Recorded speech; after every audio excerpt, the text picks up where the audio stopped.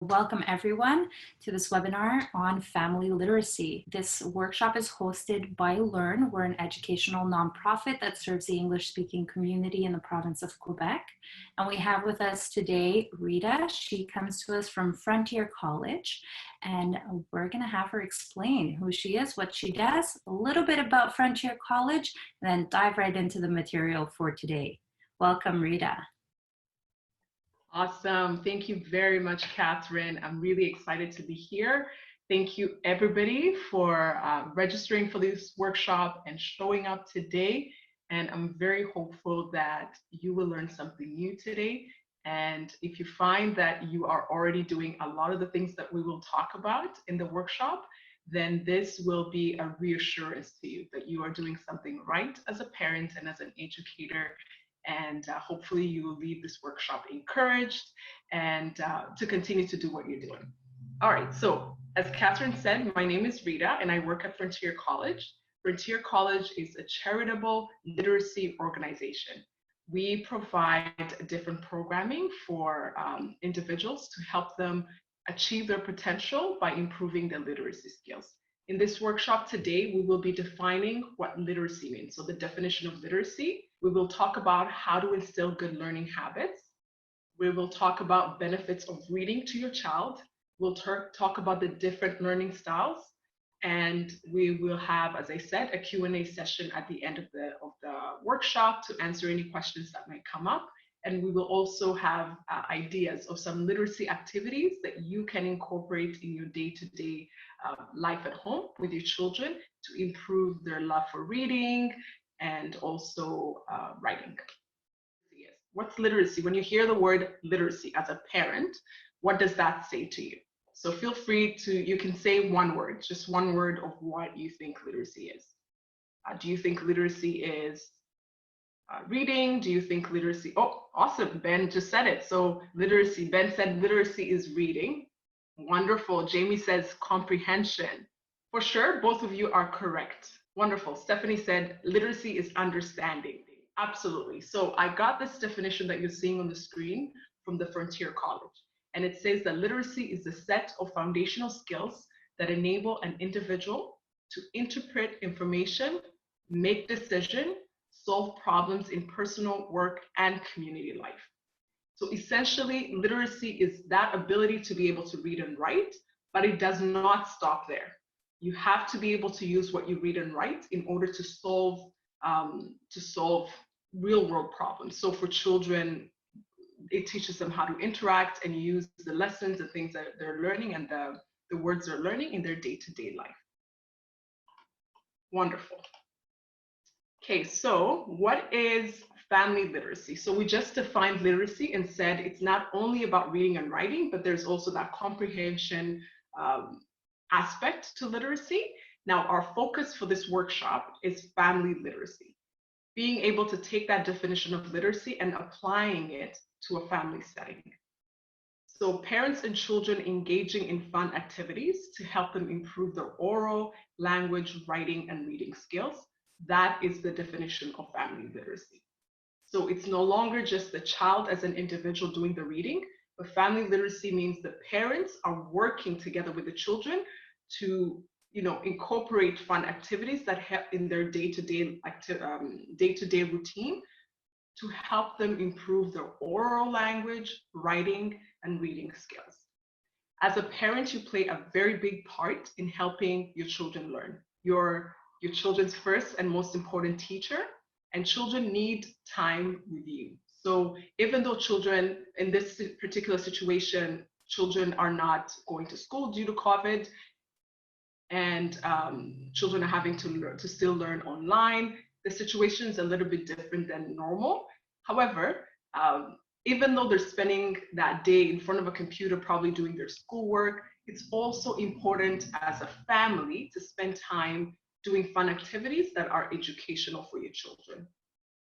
When your child spends time with you and gets your attention, the attention that they need from you as a parent, they feel more secure, they feel more confident, they have a higher self-esteem, and creating a safe and loving family environment lays the foundation for a lifelong learning and emotional well-being for your child.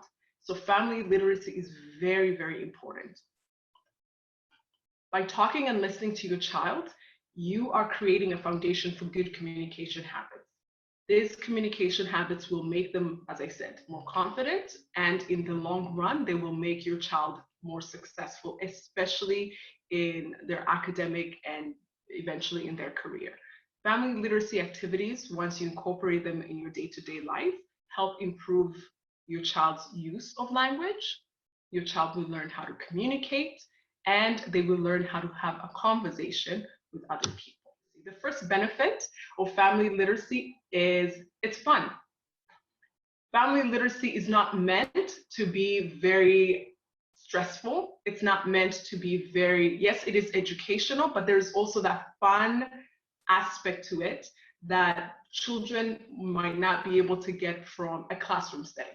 So it's very important that when you incorporate the family literacy activities at home, you make sure they're as fun as possible for your child so that your child can enjoy the activities. The next benefit for literacy, for family literacy, is bonding time with parent and child. As I said, you're spending time with your child, you're giving them a chance to get to talk to you about their day, to get to play activities with you, and that in turn creates a very strong bond between you and your child. The third benefit is family literacy improves the parent and child's confidence. So I know that we are focusing on talking about how literacy, family literacy is very important for the child, but I would like to also emphasize the importance of family literacy for parents as well. So it's not only the child that's benefiting, but a lot of the times you find that us as parents are benefiting as well, because it will improve your confidence in language or whatever it is that you're teaching your child. You first have to learn it yourself. So this definitely boosts your confidence as a parent and as an educator in your home. The next benefit is it improves your child's attendance, your child's performance, and behavior at school. Many times you find that children who have a hard time concentrating in school, it's because they are struggling in one way or the other. They're struggling with the content, with understanding the content. Sometimes they feel they have low self-esteem because maybe their friends all understand what's going on in class, or maybe all their friends can count, but they can't really count. So you find they avoid anything that has to do with math, for example. And you find when it's time for math, they will start acting up in school because they're trying their very best to avoid that particular concept, learning concept. So it's important, as you're incorporating literacy into your daily routine, you recognize that it's going to be very helpful for your child, because as they're improving their literacy skills, they're building confidence, and your child will not want to miss school because they'll be understanding what the teacher is saying. Your child will not be acting up as much. Their behavior will be much better because they're more confident and they have a high self-esteem. That's going to help them in school for sure. The next benefit is your child's ability to foster better relationships. So as we said, part of the things that your child will learn from family literacy is they will learn language, the use of language. They will learn communication and how to have a conversation with other people. So the better they can converse with their friends or have a good conversation, the better they can build relationships with them. So family literacy definitely helps your child to foster better relationships with their peers. The last benefit that I'd like to highlight is you and your child will develop a greater love for reading. So even us as adults, a lot of times we want to adopt good habits, but it's very difficult. And there's no better way of learning a new habit than having a partner that holds you accountable in that process. So whether it's working out or whether it's a new hobby, it's always nice to do it with somebody else. So it's even better if you're doing it with your family members or your children, because you spend a lot of time with them. So if as a family you're taking time to read together, that helps both the child and the parent build that hobby and love for reading together. Awesome. So we will go to the next slide, and we'll talk about how to instill good study habits in children. Now, I don't necessarily want to call it study habits. I want to call it learning habits. just emphasizing that family literacy is fun, but it also has that aspect of learning. Now, the only way for you to instill learning habits in your children is to follow the steps that I'm about to mention. The first step is start young. Some of you said you have children that are 6 years old, some said 3 years old.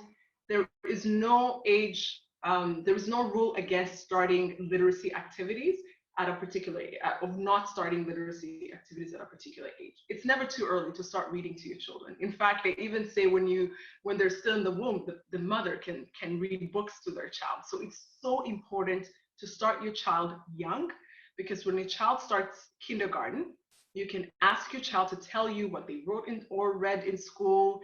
And by doing this and having those conversations with your child, you're teaching your child that school is interesting. You're reminding your child that school is important and that you like to hear about it as a parent. So it's very, very important to start as young as kindergarten and to start talking and having conversations about literacy in school. The next step is to make sure you keep a neat workspace. So whenever you are, even though we're encouraging you to do fun literacy activities, just make sure the space that you're doing the activities in is a very neat space. Make sure you establish a place and a time for your child to complete their assignments or complete that particular literacy activity that you have planned. Even if it's the kitchen table, as you're making dinner, you can, let them use the kitchen table, but make sure the house is calm at that particular moment. And you can even ask your child, is that space comfortable for them? And talk to them on how to improve that space to make it a better learning and fun space for them. But it's important to please, please, please make sure the space is clean, again, because it just does something to the child's mind. If they're sitting in a space that's clean and organized and quiet, it helps them learn better. The next step is to experiment with timing. Let's say your child puts off a fairly big assignment until later at night when she's really tired. Let her experiment and struggle, and yes, your child might fail at managing her homework time or assignment, and that will help your child understand better how to set her own limitations. And that will also help you as a parent to talk to them and tell them, hey, listen, I allowed you yesterday to do your homework later at night, and you were not able to finish it because you were exhausted. What do you think is a better time for you to do your homework? And have the child experiment with timing in order for them to own that whole process of learning for themselves.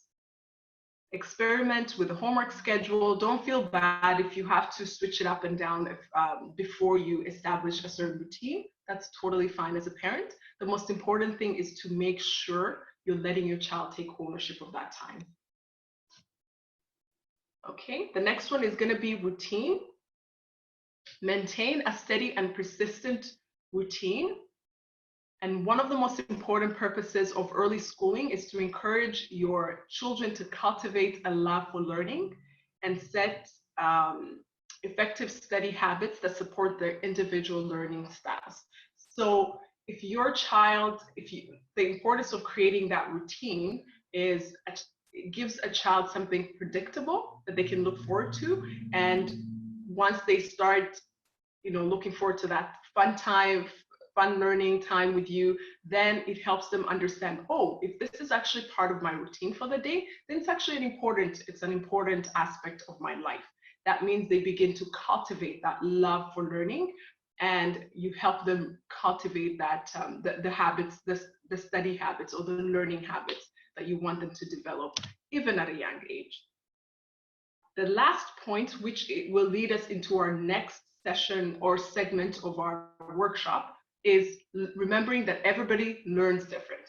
So there is 3 learning styles, and we are going to dive a little bit deeper into the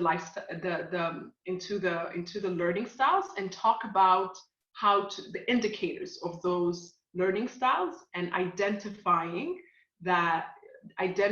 indicators that help you identify what category of a learner your child falls into. So the first learning style is the auditory learner, and then there's the visual learner, and then the third style is the kinesthetic learner.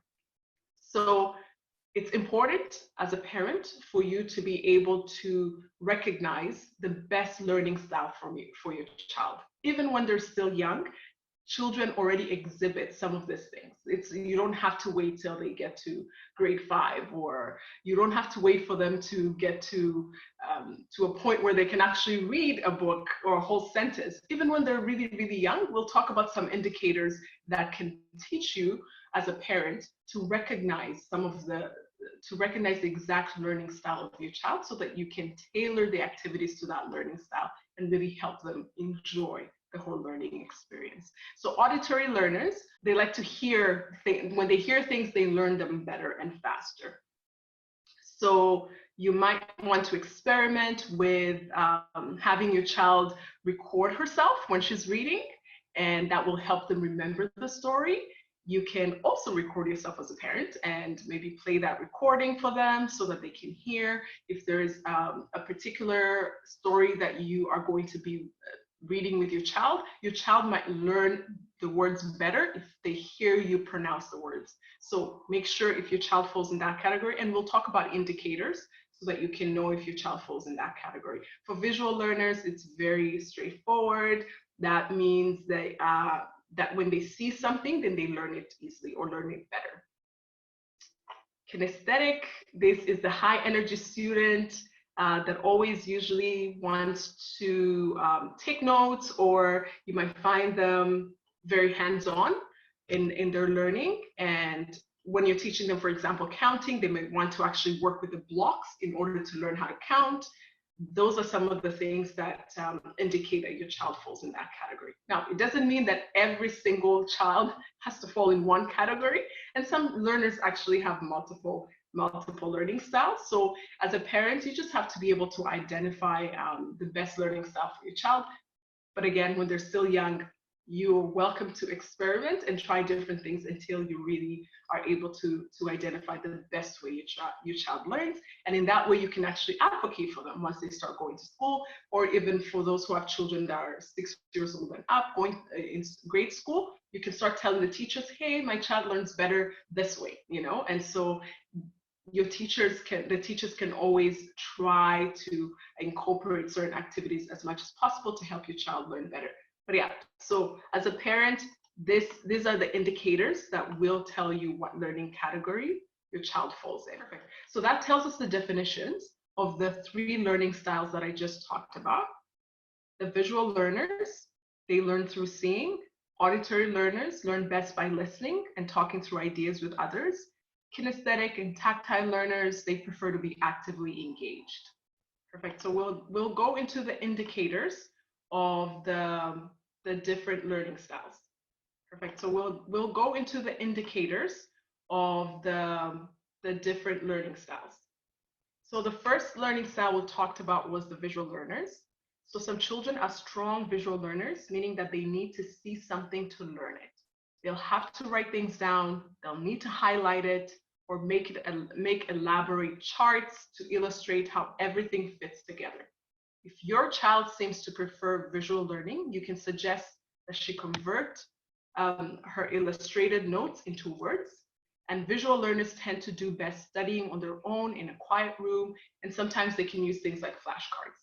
Okay, so these are some of the indicators. The first one is your child will have a very vivid imagination.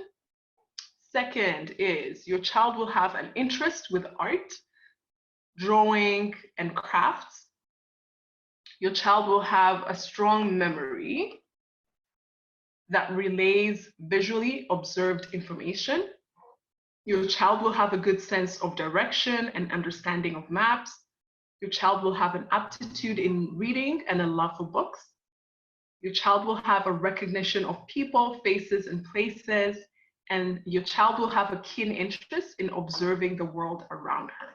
So those are few indicators that you can use in order to know if your child is a visual learner. And these are things that happen, right at a very, very young age.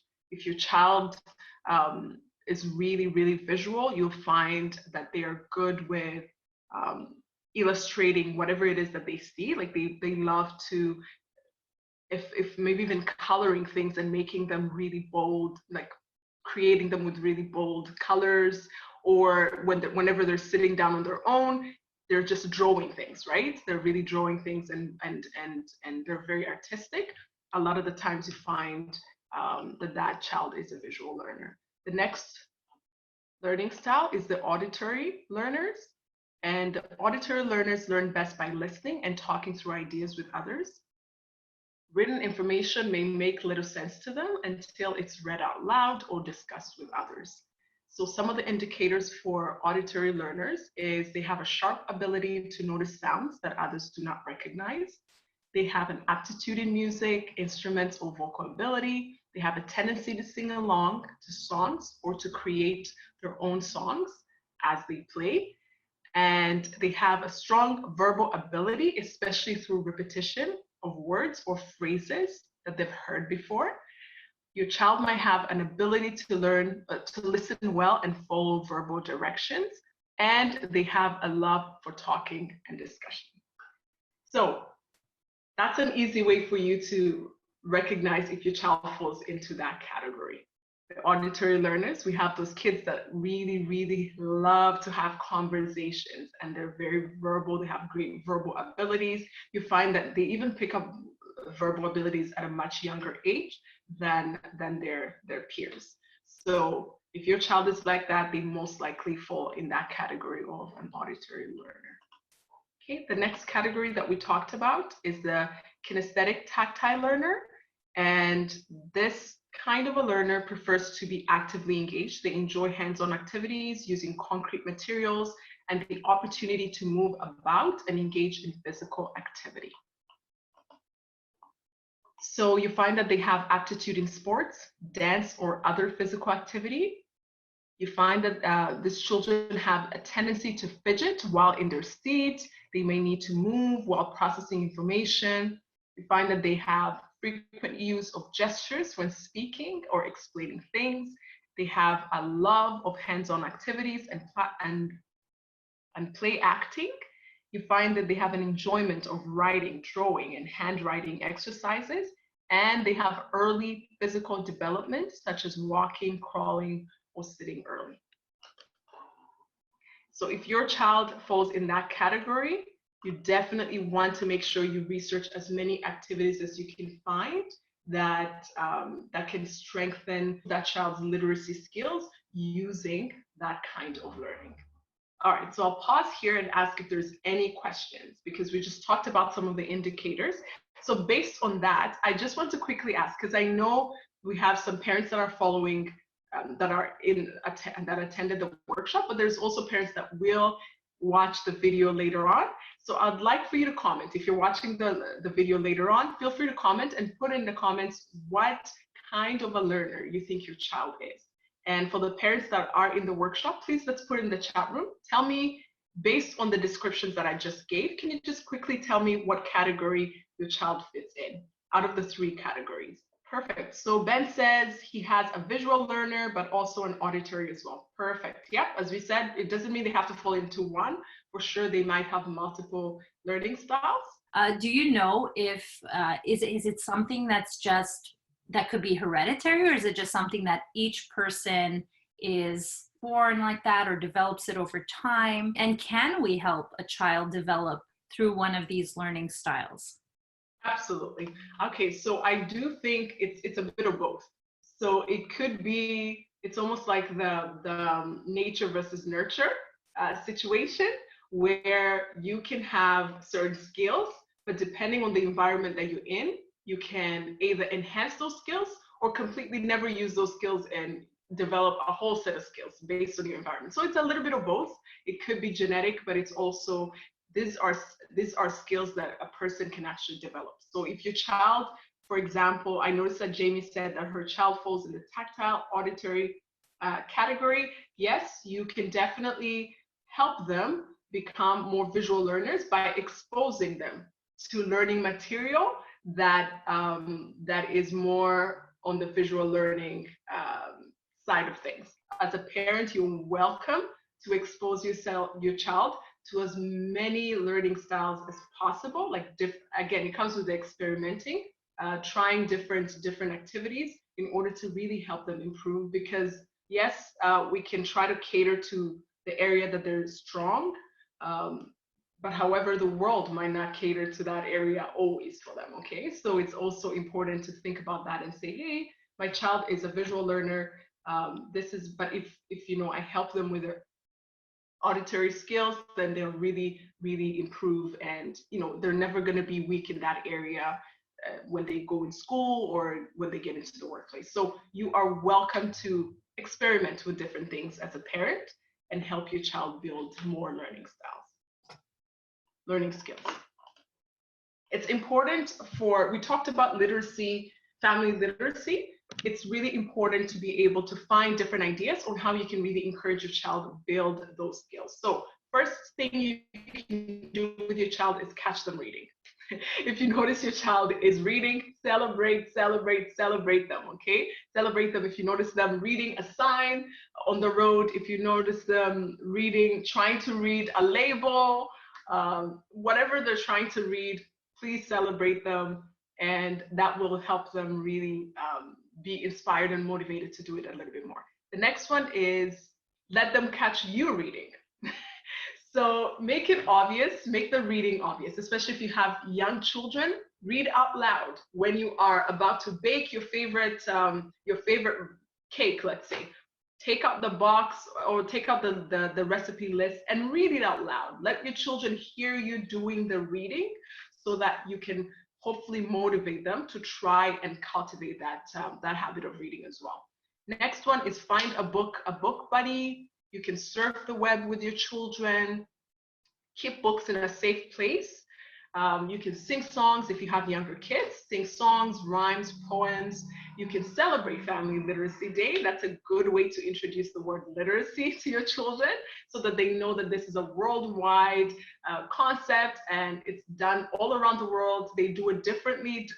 Different cultures do it differently, but it's an important aspect of life in general. So you can also read dual language books or read your first language books to your children.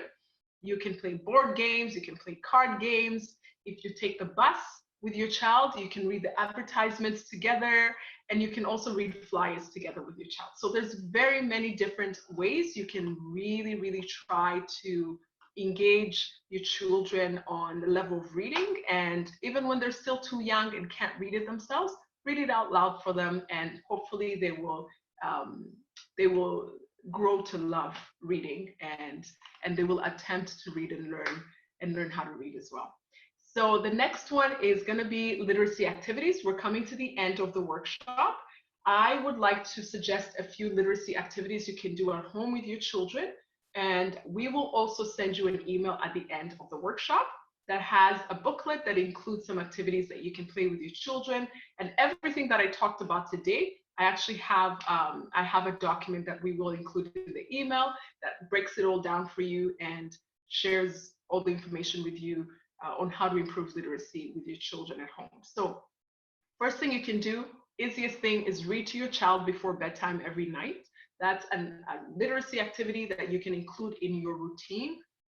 Please make sure you read to your children. You can cook meals together with your children. Remember, literacy is not only the reading, but it's also helping them with the conversation aspect of it, helping them build communication skills. And there's no better way to do it than in the kitchen, where you're doing things and also having a conversation about it. So get in the kitchen with your children, tell your children stories about, you know, when you were growing up. Share stories with them, tell them stories about where they were born, tell them traditional stories about your culture. Feel free to schedule a family reading party. So you can schedule a family reading party once a week and actually celebrate it. Make your children look forward to that reading party every week, and tell them Friday nights is reading party between mom, dad, or the children and mom, and you can grab a book. Your children can grab a book, you know, however you want to do it, but make sure it's a designated time in your schedule to spend time with your children reading. And the last one is also playing board games with your children. I did have a few more activities that I wanted to suggest, but we don't have a lot of time. So what I will do is make sure I include it I'll make sure I include it in the attachment that we will send to you at the end of this workshop. All right, I hope everybody can see me. I wanted to give you a quick tip and a quick game that you can play with your children to help them learn new words and also memorize poems, memorize rhymes. Make sure you create cue cards for your children. So I did one here. It's probably, I don't know if you can be able to see it. This has a rhyme on it. You can create cue cards with the kids, get them to actually decorate the rhyme cards, and you can read this if you want to do it every morning. It could even be what are the affirmation cards for your children that they read every morning before they leave home going to school, and that will help them learn new words. They will also learn to memorize those words and also learn to comprehend what the words on the cue card are telling them. So that's an easy way to practice literacy with your child at home. And keep in mind, again, there is no best way of doing this. It's all a learning process. So as parents, give yourself grace, experiment with time, make sure you put it in your routine, make sure you make it as fun as possible. And if you need resources, you are welcome to reach out to organizations like Frontier College. You can reach out to Learn Quebec and see if there's any resources that we can provide you that are age appropriate for your child to be able to do at home to improve their literacy skills. So we do have one question. What place does technology play in literacy? Can we include digital apps, to help with literacy? What are your thoughts on that? 100%, yes. I would suggest for you to watch the Homework 101 video that we did. It has an aspect of media literacy to it, and I'm a huge advocate for including media, using apps and digital platforms to help you enhance the learning experience for your child. So definitely use apps. Make sure you screen them as a parent first to ensure that they're child appropriate, and you're very welcome to use them because you are basically killing two birds with one stone. You're teaching the kid media literacy and how to use apps and technology, and because that's the future, and it's the now and the future. So your child will gain digital skills, and then you are also helping your child benefit from gaining literacy skills. And a lot of those apps usually have built-in tools, so your child can get a chance to hear the stories as the child is reading through the app, or even or maybe even closed captioning, so that if there is a video that your child is watching and listening to, they can read the words of what the video is saying. So definitely include technology to a healthy degree, obviously, and make sure you screen it to make sure it's age appropriate for your child. Absolutely wonderful.